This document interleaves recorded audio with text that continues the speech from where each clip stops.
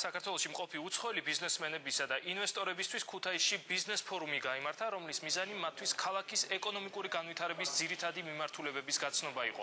ინვესტორები გაეცნენ ქალაქში არსებული საპრივატიზაციო ობიექტების ნუსხას და მათი გამოყენების შესაძლებლობებს. ფორუმზე ისაუბრეს იმის შესახებაც, რომ დღეისთვის ქუთაისში არის მოწესრიგებული ინფრასტრუქტურა, დაბალი ფასები მიწებსა და აქტივებზე, სტაბილური კრიმინოგენური ვითარება, ხელსაყრელი გეოეკონომიკური მდგომარეობა, იაფი-მუშახელი და ტურიზმის განვითარების ფართო პერსპექტივები, რაც ქალაქს ინვესტორებისთვის ძალიან მემზიდველს ხდის.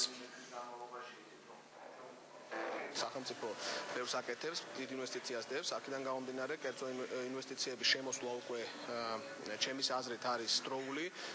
ამ ხალხს ჩვენ შევთავაზებთ კონკრეტულ წინადადებებს, ასევე ჩვენ ამ ხალხს შევთავაზებთ კონკრეტულ მხარდაჭერას, იმიტომ რომ ყველა ბიზნესმენმა უნდა იცოდეს, რომ ქალაქში როდესაც შემოდის, ჩვენი კარი, ხელისუფლების კარი არის ღია, ინფორმაციის მიწოდების თვალსაზრისით, მხარდაჭერის თვალსაზრისით.